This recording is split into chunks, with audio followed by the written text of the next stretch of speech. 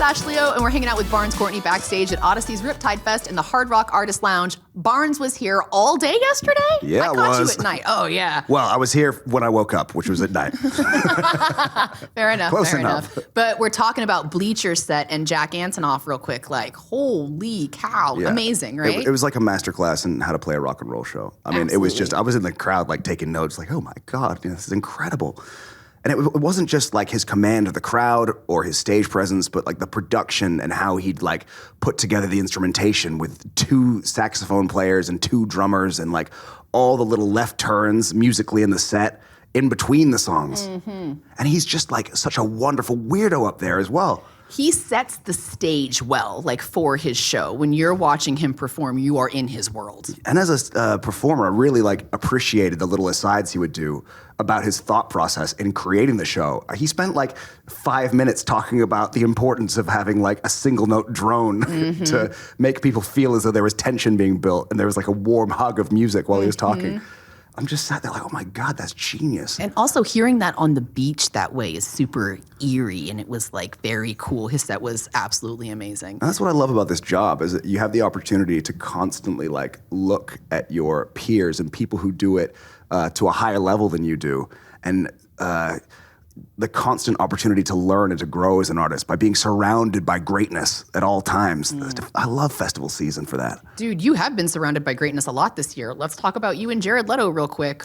Yeah, absolutely bizarre. How did that happen? Well, I was in my hotel in Mexico, you know. And how most stories start. Yeah, his management called my manager and just said, hey, Jared's a huge fan. Like, can Barnes come out and sing The Kill tomorrow?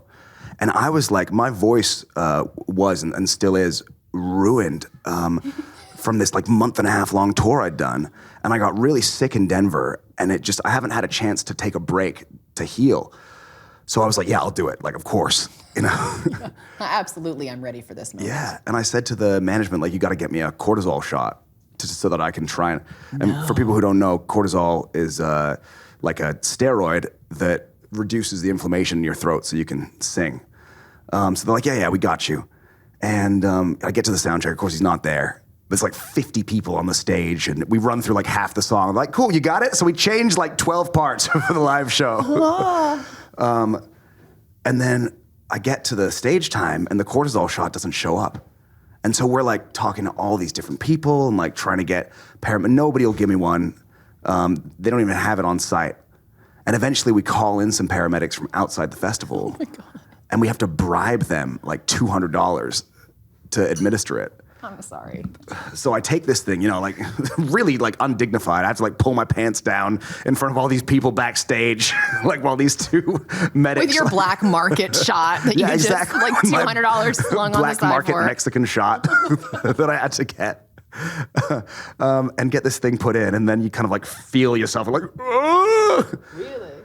And I went out and did the thing, and it was, incredible experience with all the pyrotechnics and the lights. And the first time I ever met Jared Leto was on stage in front of 40,000 people. Now that's crazy. It's unbelievable. And then I did the thing and come off stage. I'm like, oh, wow, that was amazing. Jared Leto's a massive fan. This is going to be great. And he comes off and goes, cool, well, thanks, man. And then gets in a taxi and leaves. Shut up. It's good interaction. Yeah. You and him, I feel like, could have similar wardrobe styles. You guys should have had maybe a little bit of a fashion moment together, I think. We should have coordinated on the capes. He was wearing a beautiful cape. Do you own a cape? Is it time for a beautiful cape? The label once gave me a budget for for like styling an entire shoot. You lie. Once they gave me a budget like for regular, clothes for like the whole shoot. And my manager calls me up. He's this like big bald Cockney guy, and he goes, Barnes, mate, did you spend £10,000 on capes? You did not. There was this incredible velveteen antique cape store in Notting Hill.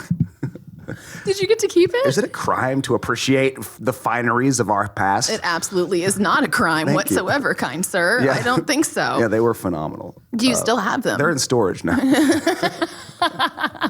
Next time you come to Riptide, I am requesting the cape. They're It heavy, needs to too. make an appearance on the They're beach. like sort of big Victorian cloaks, Oh, shit. you know, to keep eminent gentlemen warm in foggy London winters. You're going to be warm today? Are you doing this in these pants and this Just shirt? came Haven't you learned? So ludicrously unprepared. I flew straight from New York. Oh. Yeah, I don't know what I'm going to do. I'm going to sweat up a storm up there, I think. Man, you take the stage. We are excited to see you. One of my favorite sets of all time from Riptide. Thank you to Barns Courtney for coming in and giving us a little chat. Thank you so much for having me.